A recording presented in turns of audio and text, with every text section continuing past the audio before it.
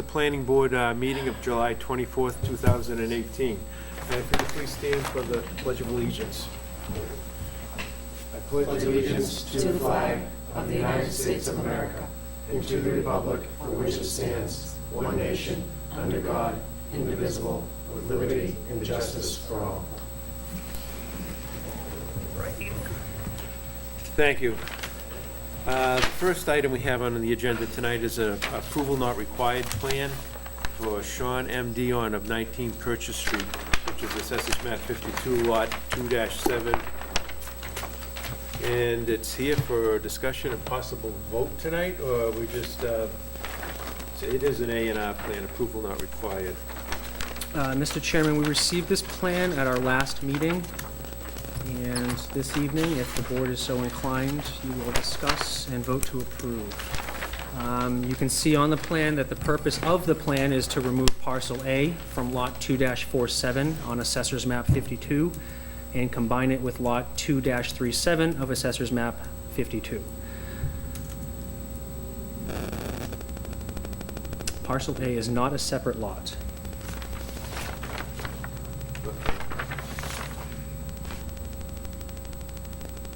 So we didn't change any of the frontage, actually, we just, and the one that, the lot that it's being removed from is, has more than enough square footage to meet requirements. That's correct, Mr. Chairman. Okay.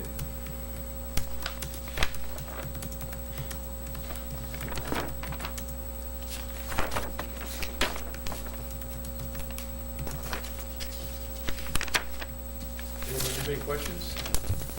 I'm all set, Mr. Chair. Yeah. Jen, do you have? No, he's just buying part of his neighbor's property? I think what they're doing is, yeah, exactly. Okay. Yeah, he's just adding to it, he's taking a piece of their property, and just Sure. adding it to, actually just taking a piece of lot 2-47 Yeah. and putting it onto Mhm. 2-37. Okay. Oh, and, yeah, so the existing shed out there now is on his property, where it used to be on the neighbor's property. Oh, yeah. And the side setback on the existing garage doesn't meet requirements. So it makes things better. Yep. Kevin, you have any? No, I think I'm all set. So the existing shed? Yeah, the existing shed was on the neighbor's property, but now that he's putting it, Oh, I see, a little part of it was on adding that parcel A Sure. to that piece of property, it would be on his property now. No, I'm all set. Jim, Looks good to me. Kara, did you have a plan to look at? No, but I I can mean, you can kind of ask. see, Yeah. yeah, and that remedies his problem, so that's Yeah, great. Yeah. All right, entertain a motion. Make a motion to endorse the Form A for 19 Purchase Street for Mr. Dion. I'll second. So we have a motion and a second, those in favor? Aye. So that's unanimous. So this is the stuff we have to sign, right?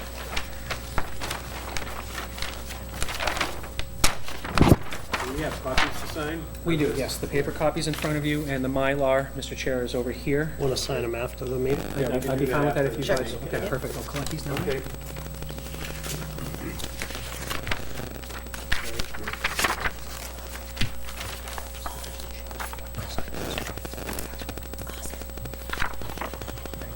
We are official. All right, next on the agenda is the public hearing on the applications of Edaville Land Holdings requesting special permit approval pursuant to sections 2230 and 5300 of the Carver zoning bylaw located on Pine Street in Carver, Mass. And I hear, if you could explain what went on today. Certainly, Mr. Chair, I received an email from the applicant's representative, Arthur Borden, asking the board to reschedule or to continue the public hearing to our second meeting in August. The purpose for that is so that they could obtain their photometric analysis that was sought by some members of the board. Looking ahead, it looks like it'll be the August 28th meeting, if the board is so inclined. Similarly, because of the public right-of-way issue that we discovered during our last hearing, I am asked to appear on the Board of Selectmen meeting on the 31st to seek a use license for the public right-of-way for the applicant as well as the abutters, because this right-of-way issue transcends all property lines, frankly, and everyone on Pine Street is impacted in some way by the commissioner's taking for roadways that were never, I understand, brought to fruition. Mr. Sinclair brought to our attention at the meeting that the planning board is limited in its ability to vote on the special permit application pending this issue. I believe that by delaying the meeting to the meeting on August 24th at 7 o'clock, staff will be able to receive some kind of a remedy from the Board of Selectmen, and the applicant will be able to receive some kind of a remedy insofar as providing the board with a verifiable photometric analysis. Mr. Chair, I'll make a motion to continue the public hearing for Edaville to August 8th at 7 o'clock. August 28th. 28th, excuse me. I even wrote 28 down. All right, I'll second that. They have motion and a second. Those in favor? Aye. All right, so we go on, planning board member notes. Anybody have anything they'd like to say this evening? I'm all set. Yep, me too. I'm all set this time. I'm all set as well. All right, we do have before us tonight the minutes of July 10th, 2018. Want to do the director's notes? Glad so. You missed Oh, right no, over. gee, skipped Right by you. over. It's not like he's been spending the time talking to me during this meeting or anything. Hey, hastening this whole thing along, yeah, well, let's go back to the planning director notes. Well, thank you, Mr. Chairman. I have two notes this evening. In fact, what I'd like to do is ask this board to consider creating a subcommittee, two subcommittees, maybe one with two purposes, but at least insofar as the marijuana overlay district is concerned, the planning board and staff's proposal to the last town meeting was not successful, which means we have to go back to the drawing board and to identify areas where we will allow the adult or recreational use of marijuana. If we don't do this, we are susceptible to having our moratorium lapse by the end of the calendar year, if I'm not mistaken. Nope, I'm going to adjust No. that fiscal year. This June 30th, I believe, is when we would lapse. So pending an overlay district, effectively the Attorney General's office has stated that all retail and commercial locations would be suitable for this purpose and use. So insofar as it's our interest to protect the town and to control where in town this is allowed, it's my request that the planning board create a subcommittee so that we can study the issue and make a recommendation to town meeting. Mr. Chair, through you, I think this is a great idea. I know that we talked about it after town meeting, and even prior to town meeting. I think it's a good idea that we put this together, come up with a good bylaw, come up with a good district, and be more specific on language. I think that'll be helpful. I know that a lot of towns have been working on this to better define that. So I highly encourage we do that now that we have a full board. I think it's a good idea. I would love to be a part of that. We were working on that. I'm there. Sign me up. Well, if you don't want me, fine, but I'll do it. Oh, no. Now, how many people do you need from the board to do this? I would recommend a minimum two. Anything more than that would actually create a quorum, and we'd have to have postings and arrangers. So I believe two would be an adequate or sufficient place to start. And they would work with you? Correct, yep. And then we could bring a recommendation to the full board for an endorsement. With the endorsement, we'll be able to bring this to town meeting, I believe. So through you, Mr. Chair, so you're looking for two people from the planning board. Any other ideas on which other boards you'd like to include? Conservation Commission, Park and Rec, that type? I mean, you're thinking that these people might be helpful, especially Concom. ZBA, might be a good idea to have a person like that on it. Definitely public at large. I think definitely two people from public at large. I think it'd be essential, but I don't know what your thoughts were. I know we talked about it a little bit, but I defer to the infinite wisdom of the board. I think that planning is inherently a democratic process, so the more people who do participate, the more robust of a product we'll have. I think your recommendations, Mr. Sinclair, are well received.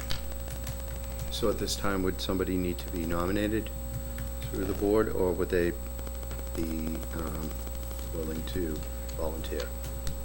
I think what we've done in the past with the solar bylaw committee and stuff, we came up with an idea of how many people, then we let people apply. Just a simple, hey, I'd like to participate in this, and then just formulate the subcommittee. I think that works out well. Board of Health, I think, would be a good idea, but I don't know who's on the Board of Health anymore. I have no idea. But, I think the chairman is Mr. Arthur Borden. yep. Eric Mueller, and there's another gentleman who's escaping me presently. Nonetheless, if that's the direction of the planning board, I'll be very glad to identify names and either invite them on from other boards and committees. I think a minimum 2 members of our board would be helpful to help facilitate the process. Should we find out tonight who'd be interested from the planning board? I think that'd be to, helpful. Do that. Jen's on it. We know one person. I would do it too. Yeah, we know one person. Please nominate me, please. We definitely had you in mind, that's for sure. Who else would be I'd interested? do it as well. I'm pretty strapped for time, Yeah. but No, that would be fine. Yeah, I'm free now, so, yeah. 2 ladies of the planning board. And Right and left side. I like We it. are good.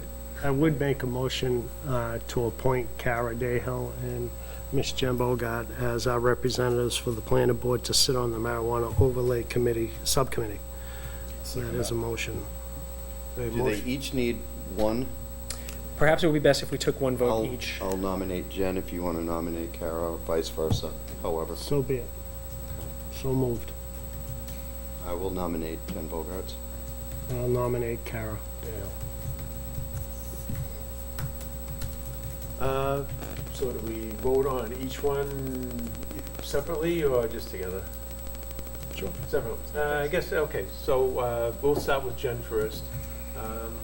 So we have a Motion in a second. motion for Jen Bogarts. I'll second that. So a motion and a second, those in favor? Aye. And we have a motion for Kara And I'll second Dayhill. that. And we have a second, those in favor? Aye. It's the first time in a long time I've seen somebody excited to be on a subcommittee. I'm excited to be here. Sign me up for stuff. My binder wants more stuff in it.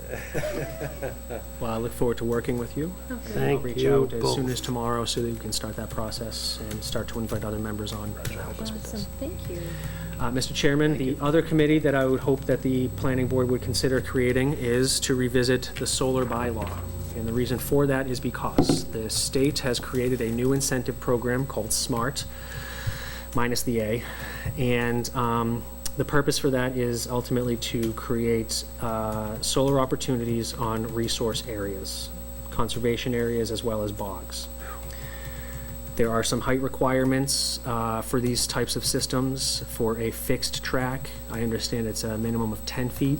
For a rotating track that follows the sun, it's a 12-foot. And the reason for that is so that the land beneath the solar array can still be worked or managed. The state has created a metric, albeit the tool doesn't yet exist, for determining what shading is, but they require that an area cannot be shaded by more than 50% of base. So frankly, what I'm telling you is that most of the incentive programs that the state has created, Carver is in some ways precluded from being able to participate because of our bylaws. Our bylaws require that these things are completely screened acoustically, using whether natural or otherwise vegetation. If we're talking about 12-foot arrays, we're talking about 20-foot arborvitae to shield these things. And so in some ways, the state has created a program that is a little antithetical to what the bylaws in town are, which means any new solar project coming online hoping to capitalize on these state incentives would not be able to. So my hope and recommendation is that the planning board identify 2 individuals to work with staff to study the bylaw matter and make a recommendation to the planning board and turn to town meeting. Do we want to change? And that's another matter I think the subcommittee might want to consider as well. Through you, Mr. Chair, we know last year that we tried to bring to town meeting some movement and language of the bylaw. And as we saw, it was shot down pretty hard. So needless to say that there's other things that are out there that I think that should be addressed and that we should work on as a board.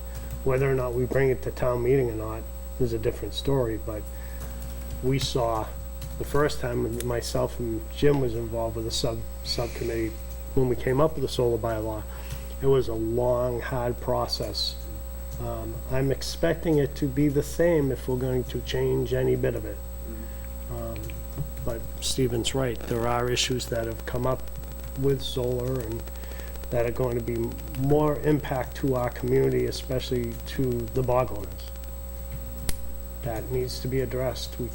In my opinion, we can't put our head in the sand and not look at those issues and try to make sure that we regulate it properly.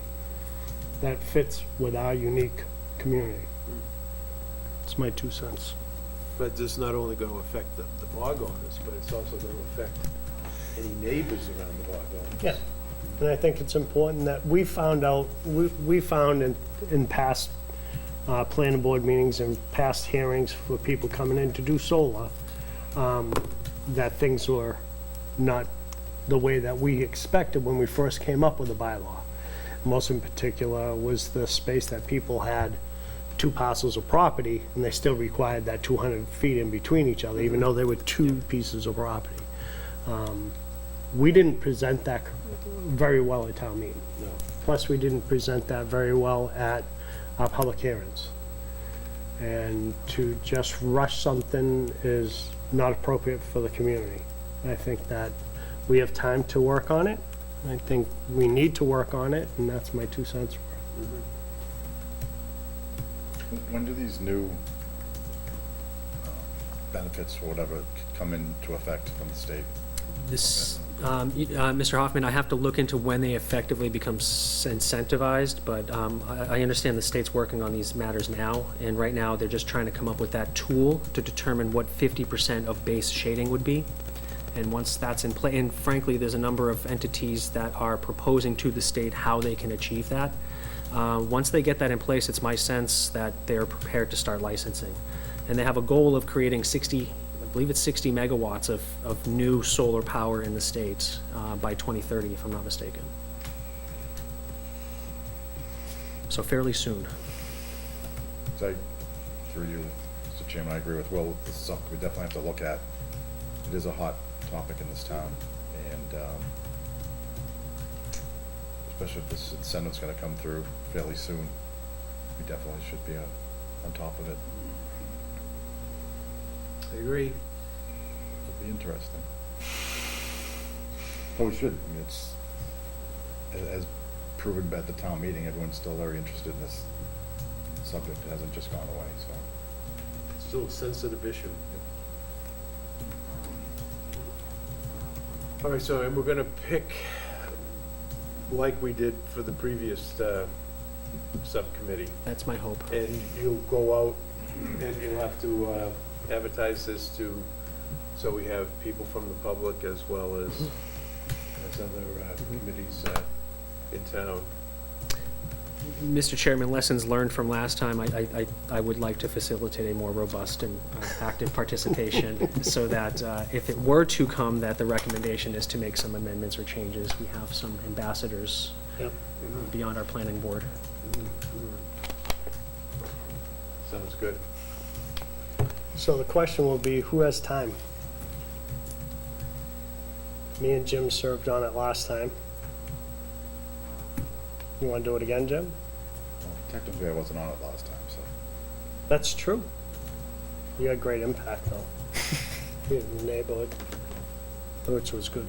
I would serve on that committee. If asked upon. Make a motion for Jim Hoffman to serve on the solar bylaw committee. That's a motion. Second. Have a motion and a second. Those in favor? Aye. Anybody else? Anybody else interested? Well, you know I'll do it. I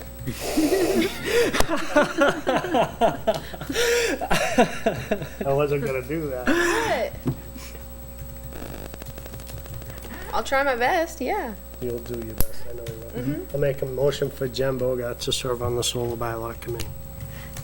I'll second that. Have a motion and a second. Those in favor? Aye. Jen, you're gonna be a She's so busy psyched. week. For two. She's so psyched. I didn't run She for knows she has to nothing. hang out, you know you have to hang out with me, right? Boy, you jumping in with both. That's great. That's good. That's awesome. Do you want something less controversial to work on next? Bring it on. What do we have? Mr. Chairman, that concludes the director's and staff notes for today. All right. So now, and I thought this was gonna be a short meeting, but now we have the minutes of July 10th, 2018. 7 minutes. I'm gonna make a motion to approve as written, as, it was part of our email packet of the documents, and I went through it. already. I'll second that. I did too. So we have a motion and a second. Those in favor? Aye. Aye. Mr. Chair, if I could go back to members' notes for a moment.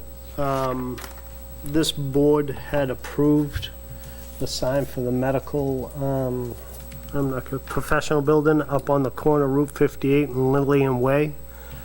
I've appealed to the building commissioner to go out and take a look at it. It's too close to the street. Sight vision is an issue. Coming out of Lillian Way, the traffic's usually humming right along there, and there's a lot of traffic. I have a very large truck, and I have to put my truck into 58 to be able to see distance. I brought this up with Steve, and I sent him a couple pictures. Steven went out with public safety.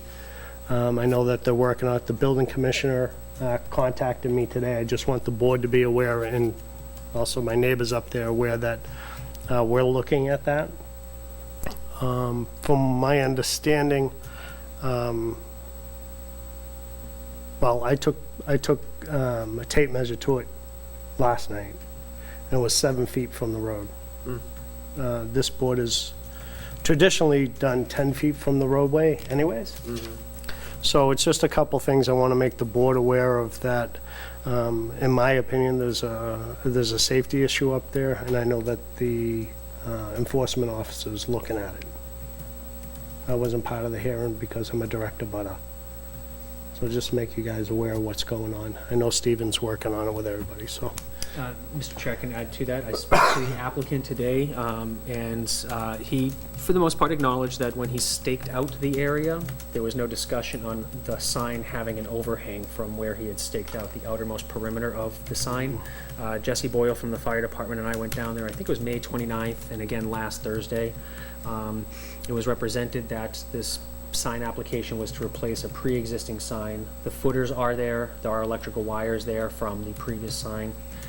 This sign was built without a building permit. The building commissioner had not yet authorized the building permit or approved the building permit.